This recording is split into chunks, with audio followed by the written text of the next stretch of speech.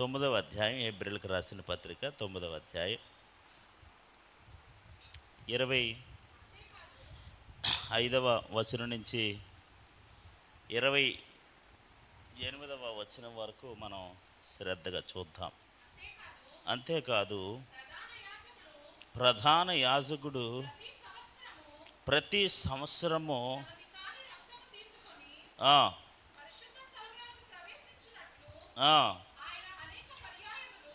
ఆయన అనేక పర్యాయములు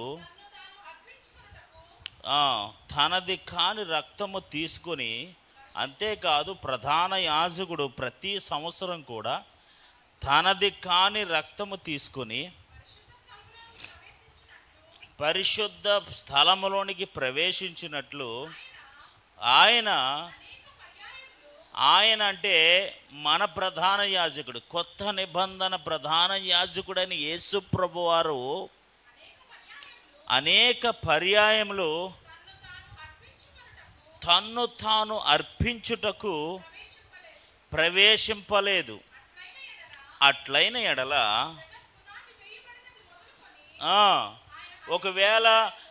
ఒకవేళ పాత నిబంధన గ్రంథంలోని ప్రధాన యాజకుడు ప్రతి సంవత్సరం తనది కాని రక్తము తీసుకొని పరిశుద్ధ స్థలములోనికి ప్రవేశించినట్లు ఈయన కూడా తన్ను తాను అర్పించుకున్నటకు ప్రతి సంవత్సరం అనేక సార్లు అలాగా ప్రవేశించినట్లయితే, అలాగైతే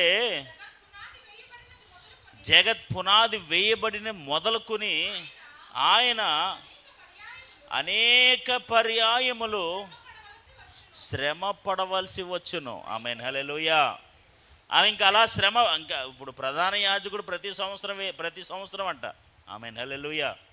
మన భాషలో చెప్పాలంటే మళ్ళీ దేవునికి స్తోత్రం, హల్లెలూయా. అందుకని మీరు 27వ వచనం, 7వ అధ్యాయం 27వ వచనం, ధర్మశాస్త్రము బలహీనత గల మనుషులను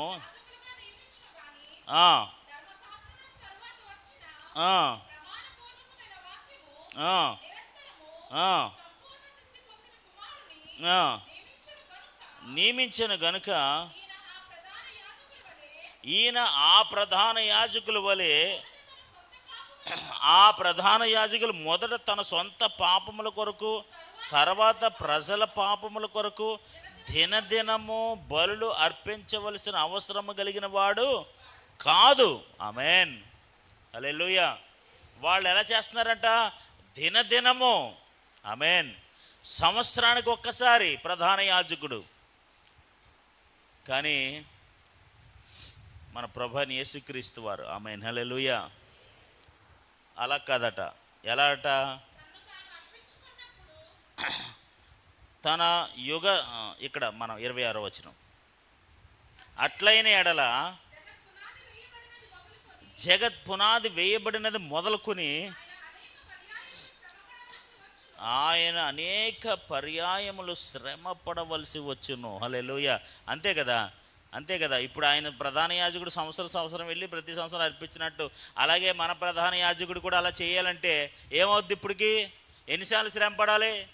దేవునికి స్తోత్రం, హల్లెలూయా. అవునా కదా? ప్రతిసారి శ్రమ పడాలి, ప్రతిసారి బాధపడాలి, ఇంకా ఎక్కువగా శ్రమ పడవలసి వేయబడిన జగత్ పునాది వేయబడినది మొదలుకొని అనేక పర్యాయములు శ్రమ పడవలసి వచ్చును. అనేక పర్యాయాలు. ఆ ప్రధాన యాజకుడు అనేక పర్యాయాలు అని ప్రతి సంవత్సరం ప్రతి దినము తనది కాని రక్తము చిందించడానికి వెళ్తూ నిరంతరం ప్రయాసపడుతున్నారు. కానీ అది ఏమాత్రం కూడా వారికి ప్రయోజనకరంగా లేదు. ఏమాత్రం కూడా పాప శుద్ధీకరణ కార్యం వారి జీవితంలో జరగట్లేదు. శరీర శుద్ధి జరుగుతుంది తప్ప ఆత్మశుద్ధి జరగట్లేదు. వారి పాపాలు పోవట్లేదు, వారి పశ్చాత్తాపం రావట్లేదు, వారికి మారు మనసు రావట్లేదు, సంపూర్ణ రక్షణ విమోచన రావట్లేదు, సంపూర్ణ సిద్ధి కలగట్లేదు. ఇవేమీ వారి జీవితాల్లో కలగట్లేదు. అయితే ఆయన యుగముల సమాప్తి యందు తన్ను తానే బలిగా అర్పించుకొనుట వలన పాప నివారణ చేయుటకై ఒక్కసారే ప్రత్యక్షపరచబడెను. ఆమేన్ హల్లెలూయా. ఒక్కసారే. ఆమేన్ హల్లెలూయా. ఎన్నిసార్లు అటండి? ఒక్కసారే. ఇందాక మీరు చదివిన 7వ అధ్యాయంలో తన్ను తాను అర్పించుకున్నప్పుడు ఒక్కసారే ఈ పని చేసి ముగించెను. ఆమేన్ హల్లెలూయా. ఎన్నిసార్లు అటండి?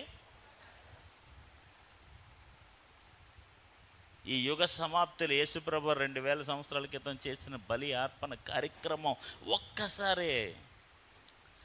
దేవుని బిడ్డలారా, పాత నిబంధన గ్రంథంలో వారు సంవత్సరాలు చేసిన కార్యక్రమాలు వారికి ఏమాత్రం కూడా ఏ విధమైన మేలుకరంగా లేకపోయినప్పటికీ అలా సంవత్సరాలు వాళ్ళు చేస్తూనే ఉన్నారు. కానీ అది వారికి ప్రయోజనకరంగా ఉండలేదు. కానీ దేవుడు ఒక్కసారే. ఆమేన్ హల్లెలూయా. దేవుని బిడ్డలారా, మన జీవితంలో కూడా ఒక్కసారే రక్షణ అండి. ఒక్కసారి పశ్చాత్తాపం మన జీవితంలో, ఒక్కసారి మారు మనసు మన జీవితాల్లో, ఒక్కసారి ఆ కార్యం మన జీవితంలో జరిగిన తర్వాత ఆ దేవుడు మనల్ని సంపూర్ణంగా రక్షించాడు, దేవుడు మనల్ని సంపూర్ణంగా విడిపించాడనే ఆ ఒక్క మూమెంట్, ఆ కార్యం మన జీవితాల్లో మన ఎంటైర్ జీవితాన్ని మార్చిపడేస్తుంది. హల్లెలూయా హల్లెలూయా. జనరల్గా మన వాళ్ళు ఒక్క ఉద్యోగం వస్తే చాలండి అంటారు. అంటే ఒక్క ఉద్యోగం వస్తే ఏమవుద్ది? ఒక ఉద్యోగంతో ఫ్యామిలీ అంతా సెటిల్ అయిపోద్ది. దేవునికి స్తోత్రం. హల్లెలూయా. అవునా కదా? లేకపోతే ఒక్క ఉద్యోగం లేదా ఒక్కసారి జరిగితే చాలండి బాబు, మా అమ్మకి ఒక్క మంచి సంబంధం వస్తే చాలండి బాబు. ఏమండి? ఒక్క మంచి సంబంధం 4-5 అవసరం లేదు. ఒక్క మంచి సంబంధం. అంటే మన జీవితాల్లో ఒక్కసారి జరిగే కార్యం మన ఎంటైర్ లైఫ్నే ప్రభావితం చేస్తుంది. ఆమేన్ హల్లెలూయా.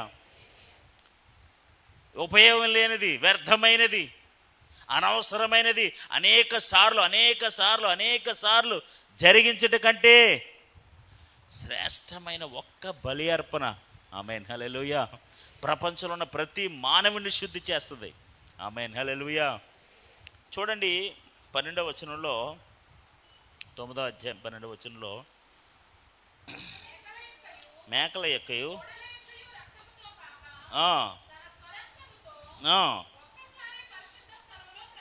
ఒక్కసారే. ఆమేన్ హల్లెలూయా. ఆ మాటను మీరు అండర్లైన్ చేసుకోండి. ఒక్కసారే. ఎన్నిసార్లు? ఆ ప్రధాన యాజకులాగా ప్రతి సంవత్సరం మాటికి దినదినము రౌండ్లు వేసినట్టు కాదు. దేవునికి స్తోత్రం. హల్లెలూయా. ఒక్కసారే. మన వచనాల్లో 28వ వచనం, చివరి వచనం, ఒకసారి. అలాగుననే క్రీస్తు కూడా అనేకుల పాపాలు భరించటానికి హౌ మెనీ టైమ్స్? ఎన్నిసార్లు? ఒక్కసారే. ఆమేన్ హల్లెలూయా. మన జీవితంలో ఒకే ఒక్క రక్షణ. అందుకని మీరు పౌలు భక్తుడు అంటాడు, ఒకే దేవుడు. ఆమేన్ హల్లెలూయా. ఒకే ప్రభు, ఒకే ఆత్మ, ఒకే బాప్తిసము. ఆమేన్. రకరకాల సత్యాలే, ఒకే సత్యము. ఆమేన్ హల్లెలూయా. అనేక మార్గాలు లేదు, ఒకటే మార్గము. మన జీవితాల్లో ప్రభావవంతమైంది, శక్తివంతమైంది, జీవం కలిగింది ఒక్కటే. ఆ ఒక్క దాన్ని మనం సంపాదించుకుంటే మన జీవితం పరిపూర్ణం అయిపోతుంది. దేవునికి స్తోత్రం. హల్లెలూయా. యేసుప్రభు అనేక సార్లు ఈ బలి అర్పణ కార్యక్రమం చేయలేదు. పాత నిబంధనలోని ప్రధాన యాజకుల వలె అనేక సార్లు మళ్ళీ ప్రతిదినమో ప్రతి సంవత్సరమో ఈ కార్యం జరిగించట్లేదు. 10వ అధ్యాయము 10వ వచనం.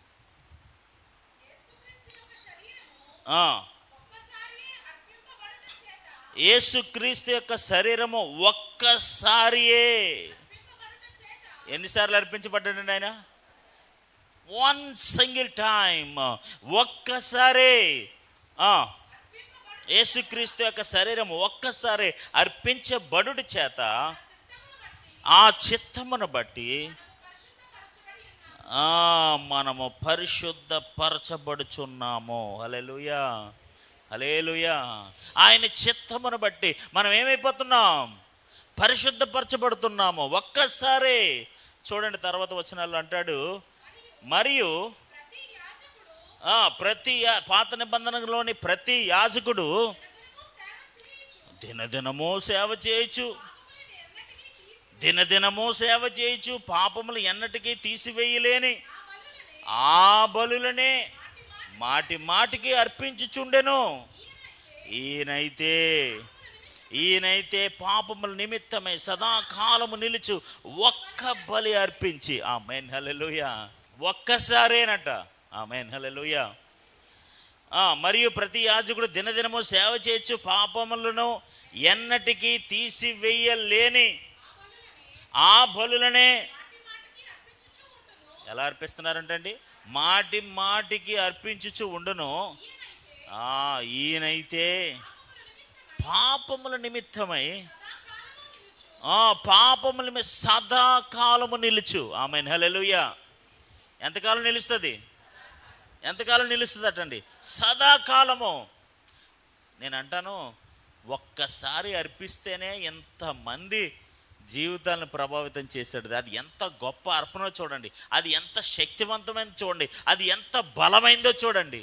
ఆమేన్ హల్లెలూయా. దేవుడు మానవుడిగా ఈ లోకానికి వచ్చి ఒక్కసారి ఆ కార్యాన్ని జరిగిస్తే అది ఎంత మందిని ప్రభావితం చేసిందో చూడండి. ఆమేన్ హల్లెలూయా. మనోళ్ళు సామెత చెప్తుంటారు, జనరల్గా సామెత చెప్తాను ఏంటి, మనిషికో మాట, అంతే కదా. మన జీవితాల్లో ఒక్క మాట మనల్ని ప్రభావితం చేస్తుంది, ఒక్క కార్యం మనల్ని ఎంతగానో ప్రభావితం చేస్తుంది, ఒక అద్భుతం మన జీవితాన్నే మార్చేస్తుంది, ఒక సంఘటన మన జీవితాన్నే ఏ పరిస్థితులకు మార్చేస్తుందో మనకు తెలియదు. నేనేమంటాను తెలుసా, మన జీవితంలో ఒక్క సంఘటన భవిష్యత్ ప్రణాళికలు, ఆ ప్రణాళిక మొత్తం అప్స్ అండ్ డౌన్ చేసి పడేస్తాయి. దేవునికి స్తోత్రం, హల్లెలూయా. నేనేమంటాను తెలుసా, యేసుప్రభు వారు చేసిన ఒకే ఒక్క కార్యం, ఒకే ఒక్క అర్పణ ప్రపంచంలో ఉన్న ప్రతి మానవుని పాపాలు తీసివేసింది. ఎంత ప్రభావం గలది, ఎంత శక్తివంతమైంది. ఆమేన్ హల్లెలూయా. ఎంత గొప్పది. మాటి మాటికి అర్పించుచుండను. ఈయనైతే పాపముల నిమిత్తము సదాకాలము నిలుచు ఒక్క బలి అర్పించి, ఆమేన్ హల్లెలూయా. ఎన్ని బలులు అర్పించాడు? దినదినం అర్పించాల్సి వచ్చిందా? అలాగైతే జగత్ పునాది వేయబడిన కాలం మొదలుకొని ఇప్పటి వరకు అనేక పర్యాయాలని శ్రమ పడాల్సి వచ్చినాం. అలాంటి శ్రమ పడాల్సిన అవసరం లేదు. ఒక్కసారే, ఆమేన్ హల్లెలూయా, ఒక్క బలిని అర్పించి అప్పటి నుండి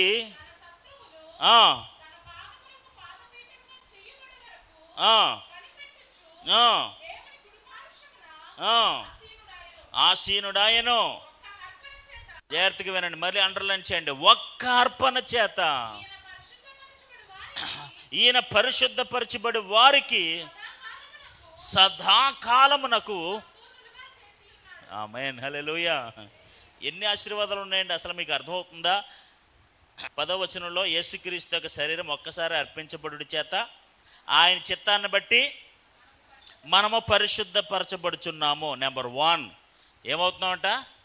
పరిశుద్ధపరచబడుచున్నాము. నెంబర్ 2 మాటి మాటికి అర్పించున్న ఈయనైతే మన పాపముల నిమిత్తము సదాకాలం నుంచి ఒక్క బలి అర్పించి అప్పటి నుండి తన శత్రువులు తన పాదముల పీఠముగా చేయబడే వరకు కనిపెట్టుచు దేవుని కుడిపార్శ్వమున ఆసీనుడై ఉన్నాడు. ఆమేన్ హల్లెలూయా.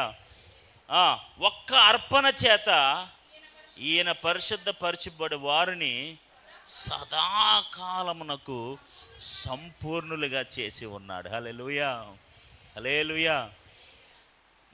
మన జీవితాల్లో జరుగుతున్న పరిశుద్ధపరచబడి అనే కార్యక్రమం, సదాకాలము సంపూర్ణులుగా చేసి ఉనే కార్యక్రమం. ఆమేన్ హల్లెలూయా. ఇవన్నీ మన ప్రభువైన యేసుక్రీస్తుని ప్రధాన యాజకుడు ఒక్కసారే, ఆమేన్ హల్లెలూయా, అదే విషయాన్ని హెబ్రీ యోధా క్రైస్తవులకి అద్భుతమైన సత్యాన్ని చెప్తున్నాడు. ఇదిగో మీరు మళ్ళీ తిరిగి వెనక్కి వెళ్ళిపోదాం అనుకుంటున్నారు, మళ్ళీ అర్పించే అర్పణలు మీ మాటి మాటికి అర్పించే ఈ కార్యక్రమం దినదినము సేవ చేయొచ్చు, పాపములన్నిటికీ తొలగించాలని బలుడైన మాటి మారికి అర్పించే ఆ కార్యక్రమంలోకి ఎందుకు వెళ్తారు? ఒక్కసారే ఒక్క అర్పణ ద్వారానే మీరు సంపూర్ణులుగా చేయబడ్డారు, మీరు పరిశుద్ధులుగా చేయబడ్డారు. ఒక్కసారి ఆయన పని ముగించేశాడు. ఆమేన్, హల్లెలూయా. ఈ దినాన దేవుడు మన జీవితంలో చేసిన ఒకే ఒక్క కార్యం. ఆమేన్, హల్లెలూయా. ఆయన మన కోసం 100 సార్లు రావక్కర్లేదు, 100 సార్లు కార్యక్రమం చేయక్కర్లేదు, ఒక్కసారే. ఆమేన్, హల్లెలూయా, హల్లెలూయా. 9వ అధ్యాయం మళ్ళీ 25 నుంచి ఒకసారి చదవండి. అంతేకాదు ప్రధాన యాజకుడు ప్రతి సంవత్సరం తనది కాని రక్తము తీసుకుని ప్రతి సంవత్సరం కూడా ప్రవేశించినట్లు ఆయన అనేక పర్యాయములు తన్ను తాను అర్పించుకోవడానికి ప్రవేశించలేదు. అట్లయిన ఎడల జగత్ పునాది వేయబడినది మొదలుకొని ఆయన అనేక పర్యాయములు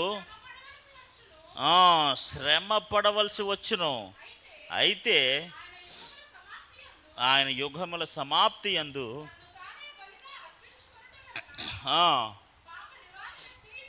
పాప నివారణ చేయుటకు తను తానే బలిగా అర్పించుకునటం వలన పాప నివారణ. ఆమేన్, హల్లెలూయా. ఏ నివారణ? పాప నివారణ. ఆమేన్, హల్లెలూయా. ఈరోజు మన యొక్క మానవులుగా మన అందరం కూడా భూమి మీద ఉన్న ప్రతి ఒక్కరూ కూడా పాప సంబంధమైన స్వభావంతో జన్మించిన వారే. ఆమేన్, హల్లెలూయా, హల్లెలూయా. ఈ లోకంలో చాలా సిద్ధాంతాలు ఉండొచ్చు, చాలా సత్యాలు ఉండొచ్చు, చాలా ఉపదేశాలు ఉండొచ్చు, చాలా బోధనలు ఉండొచ్చు. కానీ బైబిల్ బోధ అందరికంటే అన్నిటికంటే చాలా శ్రేష్టమైనది, ఉన్నతమైనది, గొప్పది. ఆమేన్, హల్లెలూయా, హల్లెలూయా. ఆ గ్రంథాల్లో ఏవేవో చేయాలి. ఇక్కడ మనం ఏమీ చేయాల్సిన పని లేదు. కేవలం యేసు ప్రభువును మనం విశ్వసిస్తే చాలు. హల్లెలూయా. కేవలం ఆయన మనల్ని నమ్మితే చాలు. నమ్మితే చాలు నీవు పొందుకుంటావు. నమ్మితే చాలు. ఆమేన్. ఇఫ్ యు బిలీవ్, మన నమ్మకమే మన జీవితంలో ఉన్న ప్రతి పాపాన్ని తీసివేస్తుంది. హల్లెలూయా. మన నమ్మకమే మనలో ఉన్న ప్రతి రోగాన్ని తీసివేస్తుంది. మన నమ్మకమే మనలో ఉన్న ప్రతి అపజయాన్ని తీసివేస్తుంది. మన నమ్మకమే మనలో ఉన్న ప్రతి భయాన్ని తీసివేస్తుంది. First of all we have to believe. మనం అందరూ కూడా నమ్మాలి. ఒకవేళ చూడకపోయినా, ఒకవేళ నువ్వు పొందకపోయినా, ఒకవేళ నువ్వు అనుభవించకపోయినా, లార్డ్ ఐ బిలీవ్, నేను నమ్ముతున్నాను. కొన్ని వేల సంవత్సరాల క్రితం యూ కేమ్ హియర్, కొన్ని వేల సంవత్సరాల క్రితం మీరు ఇక్కడికి వచ్చారు. యూ లివ్డ్ హియర్, మీరు ఇక్కడ జీవించారు. 33.5 సంవత్సరాలు ఇక్కడ మీరు జీవించారు. నా కోసం ప్రాణం పెట్టారు, నా కోసం రక్తం చిందించారు, నా కోసం మరణించారు, నా కోసం తిరిగి లేచారు అని ఎవరైతే నమ్ముతారో ఆ నమ్మకమే వారి జీవితంలో రక్షణకరంగా ఉంటుంది. హల్లెలూయా, హల్లెలూయా. ఇంకేమీ చేయాల్సిన పని లేదు. నమ్మకం ద్వారానే. అందుకని మీరు బైబిల్లో చాలా సందర్భాలు చదువుతారు. నమ్ముట నీ వల్లైతే నమ్ము అని సమస్తం కూడా. యేసుప్రభు చాలా సందర్భాల్లో చాలామందిని అడిగారు, నువ్వు నమ్ముతున్నావా, నువ్వు నమ్ముతున్నావా, నువ్వు నమ్ముతున్నావా, నువ్వు నమ్ముతున్నావా? నా నమ్మకమే వారందరి జీవితాల్లో దేవుడి కార్యాలు జరిగించాడు. హల్లెలూయా, హల్లెలూయా. పాప నివారణ చేయుటకే ఒక్కసారే ప్రత్యక్షపరచబడెను. 27వ వచనం, మనుషులు ఒక్కసారే మృతి పొందవలని నియమింపబడెను, ఆ తరువాత తీర్పు జరుగును. ఆమేన్, హల్లెలూయా. వ్యక్తులు భూమిపై, మనుషులు ఈ భూమి మళ్ళీ జన్మిస్తాం, మళ్ళీ చనిపోతాం. 27వ వచనంలో అంటాడు, మనుషులు ఒక్కసారే మృతి పొందవలనని నియమింపబడిన. ఒకేసారి జన్మిస్తారు, ఒకేసారి మరణిస్తారు. ఆమేన్, హల్లెలూయా. ఏం చేస్తారండి? ఒకేసారి జన్మిస్తారు, ఒకేసారి. ఆమేన్, హల్లెలూయా. ఆ తర్వాత తీర్పు జరుగును. అలాగనే, జాగ్రత్తగా వినండి, అలాగుననే. ఎలాగుననే? మనుషులు ఒక్కసారే జన్మిస్తారు, ఒక్కసారే మృతి పొందుతారు, ఒక్కసారే తీర్పు వస్తుంది. ఆమేన్. అనేక సార్లు జన్మించరు, అనేక సార్లు చనిపోరు. దేవునికి స్తోత్రం, హల్లెలూయా. మీరు 3 సార్లు పుట్టి 3 సార్లు చనిపోతారు. అన్ని జన్మలు లేవు. దేవునికి స్తోత్రం, హల్లెలూయా. మళ్ళీ మళ్ళీ పుట్టడాలు, మళ్ళీ మళ్ళీ చనిపోవడాలు, ఇన్ని కాన్సెప్ట్లు, ఈ పునర్జన్మ సిద్ధాంతాలు ఏమీ లేవు బైబిల్లో. దేవునికి స్తోత్రం, హల్లెలూయా, హల్లెలూయా. ఒక్కసారే జన్మించటం, ఒక్కసారే మరణించటం. దేవునికి స్తోత్రం, హల్లెలూయా. ఒక్కసారే మనుషులు ఒక్కసారే మృతి పొందవాలని నియమింపబడిను. ఆ తర్వాత తీర్పు జరుగుతుంది. అలాగుననే, జాగ్రత్తగా వినండి, క్రీస్తు కూడా, అలాగుననే క్రీస్తు కూడా, జాగ్రత్తగా వినండి, అనేకుల పాపములను భరించటానికి ఒక్కసారే అర్పింపబడి. ఆమేన్, హల్లెలూయా. ఎన్నిసార్లు? ఒక్కసారే. దేనికి? దేనికటండి? అనేకుల పాపములను భరించడానికి. ఆమేన్, హల్లెలూయా. ఒక్కరి పాపాలు, ఇద్దరు పాపాలు, ముగ్గురు పాపాలే కదట, అనేకుల పాపములను భరించటానికి మన దేవుడు, మన ప్రధాన యాజకుడు. దేవునికి స్తోత్రం, హల్లెలూయా, హల్లెలూయా. ఉదాహరణకి ప్రధాన యాజకుడు ఉంటారు కదా పాత నిబంధన గ్రంథంలో. ఈ ప్రధాన యాజకుడు సంవత్సరానికి ఒకసారి ప్రజలందరి పాపాల కోసం ప్రాయశ్చిత్తం చేయడానికి, అదే మన ప్రాయశ్చిత్త దినం అని మీరు చదువుకున్నాం కదా, మనం నేర్చుకున్నాం కదండి. ఆ ప్రాయశ్చిత్త దిన రోజున లోపలికి వెళ్తాడు ఈయన. దేవునికి స్తోత్రం, హల్లెలూయా. ఆ రోజు ఇంకా పాలెంలో ఉన్నవారు అందరి కోసం, ఒకరి కోసం ఇద్దరి కోసం కాదు, పాలెంలో ఉన్నవాళ్ళు, ఆ గోత్రాలు అందరి కోసం, తెలిసిన పాపాలు, తెలిసిన అన్ని కోసం, అందరి కోసం, అన్నిటి కోసం సంవత్సరానికి ఒకసారి ప్రాయశ్చిత్త బలి జరుగుతుంది. హల్లెలూయా. దినదినంగా జరిగే వేరు, దినదిన ప్రతిరోజు జరిగే ఆ కార్యక్రమం అంతా వేరు. సంవత్సరానికి ఒక్కసారి మొత్తం ప్రజలందరి కోసం జరిగేది ఒకటి వేరు. దేవునికి స్తోత్రం, హల్లెలూయా. అది ప్రతి సంవత్సరం జరిగేది, అందరి కోసం జరిగేది. కానీ క్రీస్తు, అలాగునే క్రీస్తు కూడా అనేకుల పాపములను భరించటానికి. హల్లెలూయా. యెషయా గ్రంథం 53వ అధ్యాయం 11వ వచనాన్ని చదువుతున్నాం. అతడు తనకు కలిగిన వేదనను చూచి తృప్తి నందును, నీతిమంతుడైన నా సేవకుడు జనుల దోషములను భరించి తనకున్న అనుభవ జ్ఞానము చేత, జాగ్రత్తగా వినండి, ఎంతమందిని? అనేకులను నిర్దోషులుగా చేయను. ఆమేన్, హల్లెలూయా. ఎంతమందిని? ఒకరిన ఇద్దరినా? అనేకులను. అందుకని అపోస్తలుడైన పౌలు అంటాడు కదా, అనేకుల కొరకు చిందించబడిన నిబంధన రక్తము. ఎంతమంది కోసం చిందించబడ్డదంట? మన బల్ల తీసుకునే సమయంలో వాక్యం చదువుతాం కదా, అనేకుల కొరకు చిందించబడిన నిబంధన రక్తము. అనేకుల కొరకు, ఒక్కసారే అనేకుల కొరకు. దేవుని ప్రజలారా, దేవుని బిడ్డలారా, మన అందరి జీవితాల్లో మనం నేర్చుకోవాల్సిన అద్భుతమైన సత్యం ఏంటో తెలుసా? దేవుడు ఒక్కసారి చేసిన అద్భుతమైన కార్యం మన ఎంతమంది జీవితాలను ప్రభావితం చేసిందో చూడండి. హల్లెలూయా, హల్లెలూయా. ప్రపంచంలో ఎన్ని కోట్ల మందిని ప్రభావితం చేసిందో చూడండి. ప్రకటన గ్రంథం 7వ అధ్యాయం 9వ వచనం.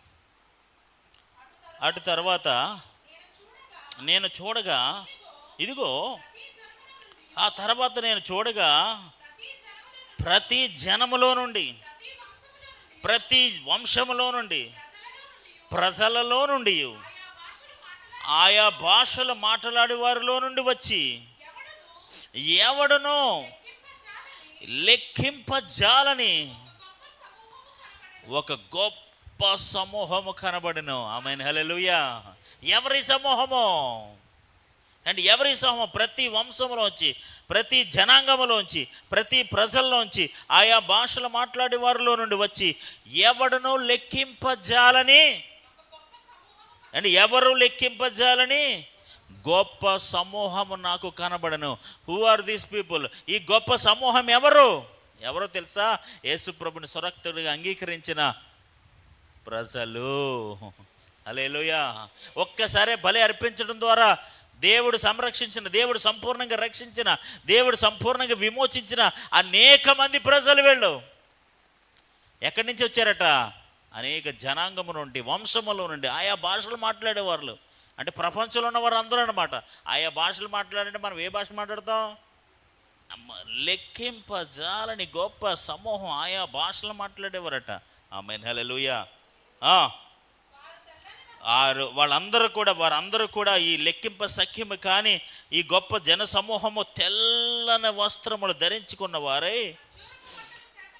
ఖర్జూరపు మట్టలు చేత పట్టుకుని సింహాసనం ఎదుటను గొర్రె పిల్ల ఎదుటను నిలబడి, సింహాసనాసీనుడైన మా దేవునికి, గొర్రె పిల్లకును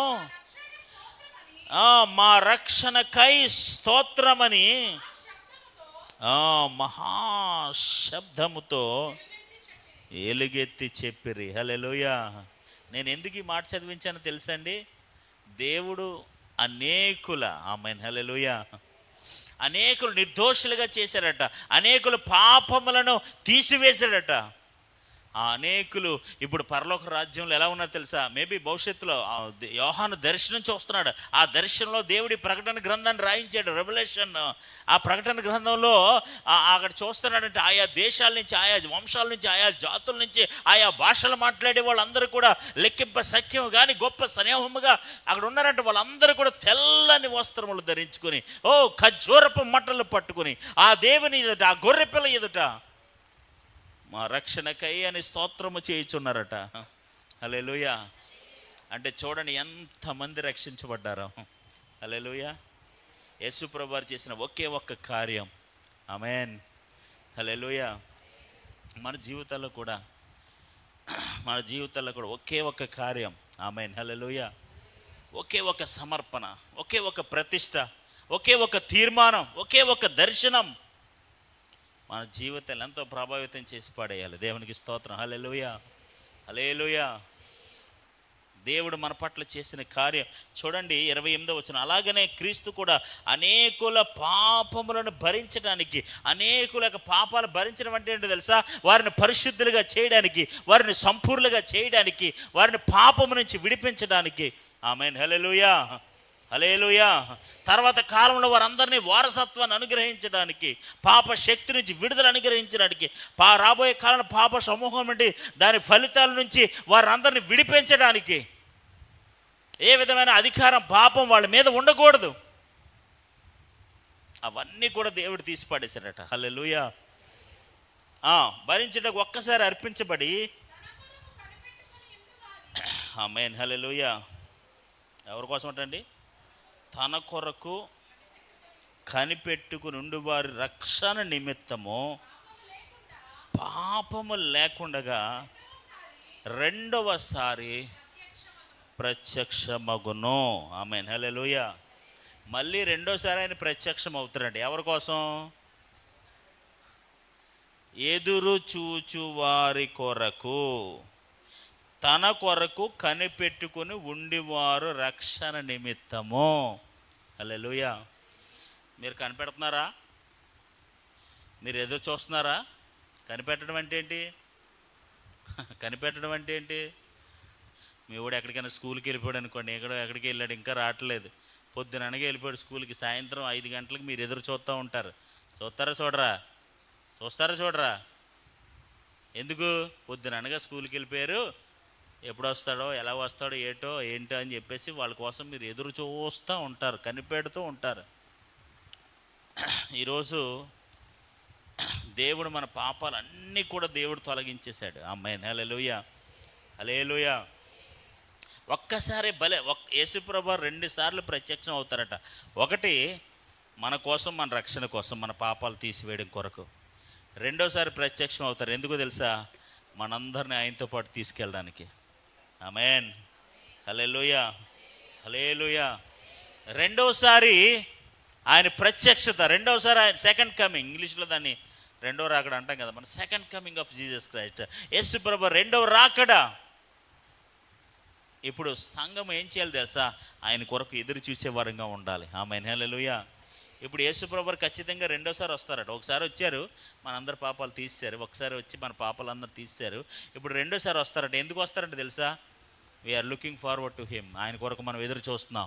వీఆర్ వెయిటింగ్ అండ్ వెయిటింగ్. ఆయన కోసం కనిపెడుతున్నాం. ఎప్పుడు వస్తావు ప్రభా, ఎప్పుడు వస్తావు ప్రభా, ఎప్పుడు వస్తావు ప్రభా. We're looking forward to come. మేము మీకోసం ఎదురు చూస్తున్నాం ప్రభా. ఆమేన్, హల్లెలూయా, హల్లెలూయా. ఈరోజు దేవుని బిడ్డలారా, మన జీవితంలో దేవుని కొరకు ఎదురు చూసే వారంగా ఉండాలి. హల్లెలూయా. మరి ఆయన కోసం ఎదురు చూసేవాళ్ళు ఎలా ఉండాలి? పరిశుద్ధంగా ఉండాలి, సంపూర్ణులుగా ఉండాలి, పాపాలు తొలగించబడిన వారుగా ఉండాలి.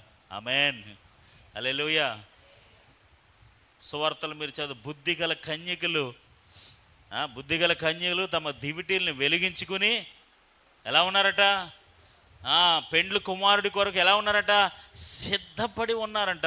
సిద్ధపాటు కలిగి ఉండాలి. Amen. We should be ready and prepare to receive. మన ప్రభుని, మన రక్షకుని ఎదుర్కొనుటకు, సిద్ధపడుటకు మనమందరం కూడా ఆమేన్, హల్లెలూయా, కనిపెట్టుకుని ఎదురు చూసే వారంగా ఉండాలి. దేవునికి స్తోత్రం, హల్లెలూయా. ఒక మాట చదువుకుందాం. మత్తయి సువార్త 24వ అధ్యాయం. మత్తయి సువార్త 24వ అధ్యాయం 42వ వచనాన్ని మనం ఈ విధంగా చదువు. కావున ఏ దినమున నీకు తెలియదు కనుక మెలకువగా ఉండండి. ఏ జామున దొంగ వచ్చునో తెలిసి ఉండిన ఎడల అతడు మెలకువగా ఉండి మీరు ఎరుగుదురు. మీరు అనుకోనని గడియలో, మీరు ఎప్పుడు వస్తాడని తెలియదు, మీరు అనుకోరు అలాగే వస్తాడని. ఆ అనుకోనని గడియలో మనుష్య కుమారుడు వచ్చును గనుకనే. ఆమేన్. మొదట 42వ వచనం ఎలా ఉండండి? మెలకువగా ఉండండి. రెండవదిగా మనం ఎలా ఉండండి? సిద్ధముగా ఉండండి. ఆమేన్, హల్లెలూయా. ఫస్ట్ మనం ఎలా ఉండాలి? మెలకువగా ఉండాలి. అంటే లేచి రక్షణ పొందుకున్న వారంగా ఉండాలి. రక్షణ పొందుకుని యేసుప్రభుని అంగీకరించి విశ్వసించే వారంగా ఉండాలి. రెండవది సిద్ధముగా ఉండాలి. ఆమేన్, హల్లెలూయా. ఉదాహరణకి ఊరు వెళ్ళాలి అనుకుందాం. ఫర్ ఎగ్జాంపుల్ ఊరు వెళ్ళాలి. మీరు కొంతమంది ప్లాన్ చేసుకున్నారు. ఆవిడని ఫోన్ చేశాడు. ఏం చేసిన తర్వాత అడుగుతారు, ఏం చేస్తున్నావు అంటే, లేచావా అంటే లేచాను. ఓకే, లేచావు. రెడీ అయ్యావా? రెండో ప్రశ్న ఏమడుగుతారు? సిద్ధపడ్డారా, రెడీ అయ్యారా అన్నాడు. అదే కదా అడుగుతారు. లేగటం వేరు, రెడీ అవ్వటం వేరు. లేగటం అందరూ లేచిపోతారు నిద్రమోకాలతోటి. దేవునికి స్తోత్రం, హల్లెలూయా. లేగటం అందరూ లేచిపోతారు నిద్రమోకాలు వేసుకొని. నేను దాలేలకం కోసం మాట్లాడట్లేదు. Are you ready? Are you prepared? మనుష్య కుమారుడు వచ్చి మెలకువగా ఉండండి, సిద్ధముగా ఉండండి. 45వ వచనం.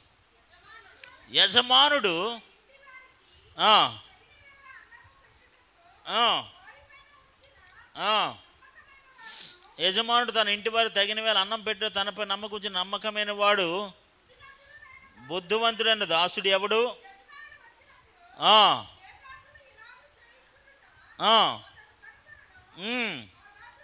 ఆ దాసుడు ధన్యుడు.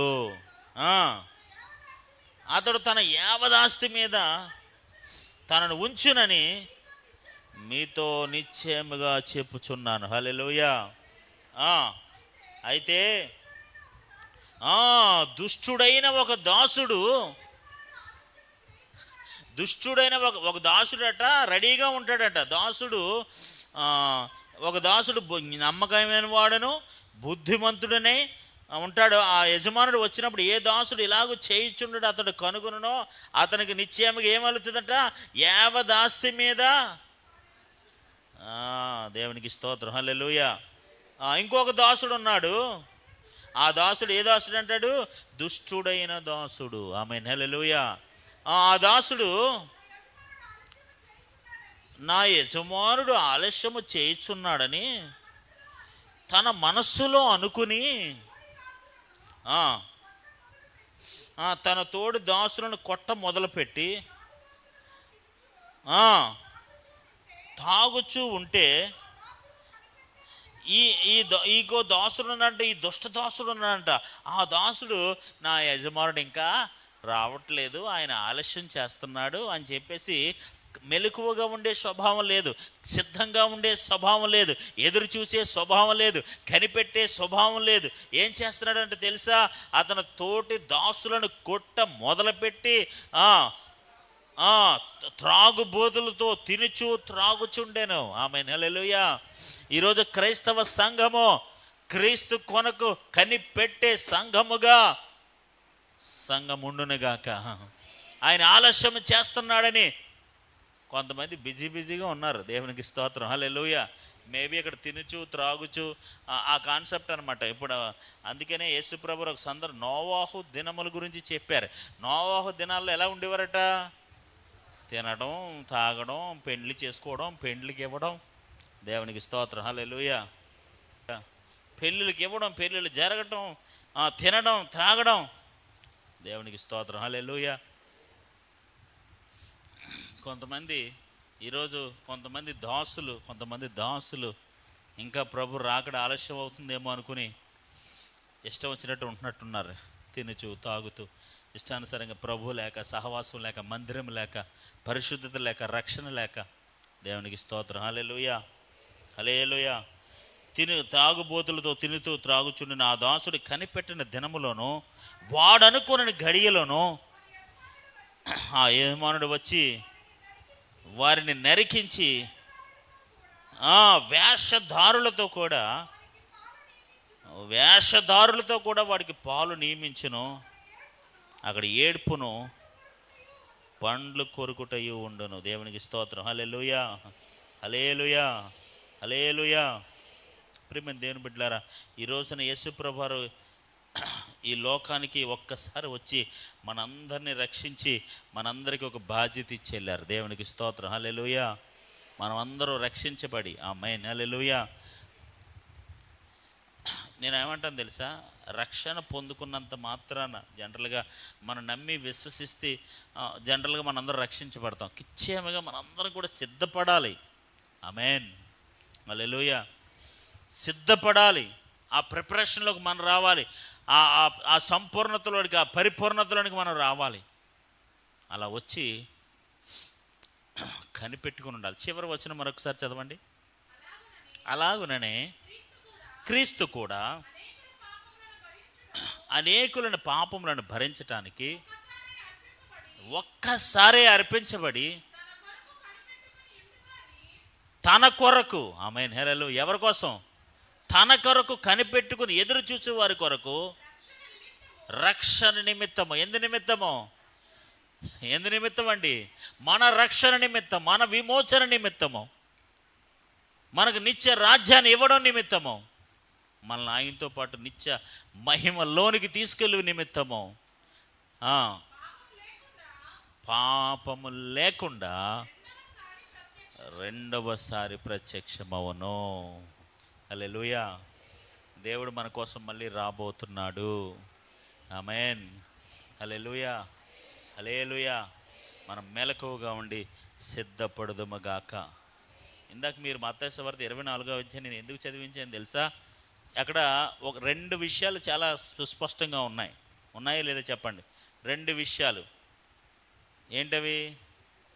ఒకలేమో ఆసక్తితో ఎదురు చూసేవాళ్ళు, ఒకలేమో నిర్లక్ష్యంగా ఉండేవాడు. ఆమేన్, హల్లెలూయా. ఒకలేమో ఆసక్తికి ఎదురు చూసేవారు, ఇంకొకరు నిర్లక్ష్యంగా ఉండేవారు.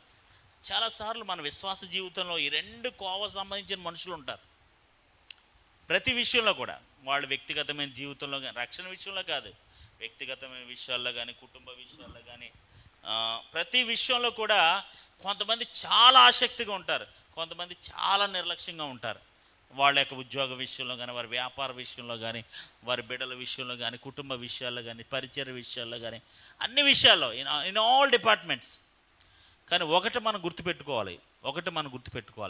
ఒకటి మొదట మనం వ్యక్తిగతమైన విషయాల్లో, అన్ని విషయాల్లో మనం ఆ విధమైన డిసిప్లిన్, క్రమశిక్షణ కలిగి ఉంటే ఆటోమేటిక్గా ఆత్మ సంబంధమైన విషయాలు ఆ విధమైన డిసిప్లిన్ మన జీవితంలో వచ్చేస్తుంది. హల్లెలూయా, హల్లెలూయా. పిల్లలు వచ్చే టైంకి షుడ్ బి రెడీ, ప్రిపేర్. యజమానుడు వచ్చేటికి సిద్ధంగా ఉండాలి. అన్ని విషయాల్లో సంథింగ్. ఇది నేను ఏమంటాను తెలుసా, ఇది ఈ భూ సంబంధమైన డిసిప్లిను ఆత్మ సంబంధమైన క్రమశిక్షణకు బాటలు వేస్తుంది. హల్లెలూయా. ఇక్కడ మనం బద్ధకస్తులుగా ఉంటే ఇలాంటి విషయాల్లో వస్తారనుకోలేదండి, ఎవరు రారనుకున్నామండి, కుదరదనుకున్నామండి, మీరు వస్తారు రారనుకున్నామండి, అలా అనుకున్నామండి, ఇలా అనుకున్నాను. దొంగ వచ్చినట్టు వచ్చేస్తారు చుట్టాలు. ఒకసారి మనకు తెలియదు. దేవునికి స్తోత్రం. హల్లెలూయా. యేసుప్రభు ఏమన్నారు, నేను దొంగ వచ్చినట్టు వచ్చేస్తాను ఆయన అలా పోల్చు. అంటే దొంగ నీకు చెప్పిరాడు కదా, నేను ఇంకో మీ ఇంటికి దొంగతనానికి వస్తానని చెప్పొస్తాడా? అనుకున్న గడియలో, మనం ఊహించిన గడియలో వస్తాడు ఆయన. వచ్చి మన ఇంట్లో ఉన్న పట్టుకుని వెళ్ళిపోతాడు. దేవునికి స్తోత్రం. హల్లెలూయా. యేసుప్రభు కూడా అది పోల్చుకున్నాడు. అది తప్పు పోలిక కాదు, ఆ యొక్క టైమింగ్ పోలిక అనమాట. యేసుప్రభు కూడా అలా వస్తాడట. ఎప్పుడు వచ్చేస్తాడో తెలియదు. అనుకున్న గడియలను, ఊహించిన గడిలో బుద్ధిగల కన్యలు వలె మన దివిటీలు వెలిగించుకొని, మన దివిటీల్లో ఆత్మ కలిగి ఆమేన్ ఆ పెండ్లి కుమారుని ఎదుర్కోవడానికి ఎదురు చూస్తూ కనిపెట్టుకుని ఉండాలి. అటువంటి ఆధ్యాత్మికత ప్రభు మనకు అనుగ్రహించిన గాక. హల్లెలూయా. మన ఆధ్యాత్మిక జీవితాలు ఎలా ఉండాలి? ప్రభా మీరు ఎప్పుడు వచ్చినా పర్లేదు, నేను సంపూర్ణంగా సిద్ధంగా ఉన్నాను. ఆమేన్. I'm ready. నువ్వు ఎప్పుడు వస్తే అప్పుడు ఐఎమ్ రెడీ. ఉండు ప్రభా, 10 సంవత్సరాల తర్వాత, 5 సంవత్సరాల తర్వాత మా కూతురు పెళ్ళి అవ్వలేదు, ఇంకా మేము ఇల్లు కట్టుకోవట్లేదు, ఇంకా అది చేయలేదు, ఇది చేయలేదు. దేవునికి స్తోత్రం. హల్లెలూయా. ఇన్నొద్దు ప్రభా, నువ్వు ఎప్పుడు వచ్చినా సరే నేను ఆధ్యాత్మికంగా సిద్ధంగా ఉన్నాను. సిద్ధపాటు లేని వాళ్ళు ఈ ప్రపంచంలో, ఈ లోకంలో చాలామంది ఉన్నారు. ఇంకా రాళ్లే, ఇంకా యజమానులు రాళ్లే, వెళ్ళకపోతే ఏం కాదులే, ఎవరు ఏం అడగలే, పాస్ట్ గారు ఏం అడగలే, ఆయన ఎవరు పట్టించుకోరలే, మనం డబ్బులు సంపాదించుకుందాం, ఆస్తులు సంపాదించుకుందాం, అది సంపాదించుకుందాం, ఇది సంపాదించుకున్నాం. ఈ లోపు యేసుప్రభు వచ్చేస్తాడు. దేవునికి స్తోత్రం. హల్లెలూయా. ఇంతకాలం నువ్వు ప్రయాసపడిందంత ఏమైపోద్ది? ఎందుకు కాకుండా పోతుంది. దేవునికి స్తోత్రం. హల్లెలూయా. మన ఆస్తిని పరలోకంలో సంపాదించుకోవాలట. ఆమేన్. ఎక్కడ సంపాదించుకోవాలి? పరలోకంలో సంపాదించుకో. ఎందుకంటే మనందరూ అక్కడికి చేరేవాళ్ళం, మనందరూ అక్కడికి వెళ్ళేవాళ్ళం. ఆయన రాకడ కొరకు ఎదురు చూస్తూ, ఆయన రాకడ కొరకు కనిపెడుతూ మెలకుగా ఉండి సిద్ధపడి ఉండుమగాక.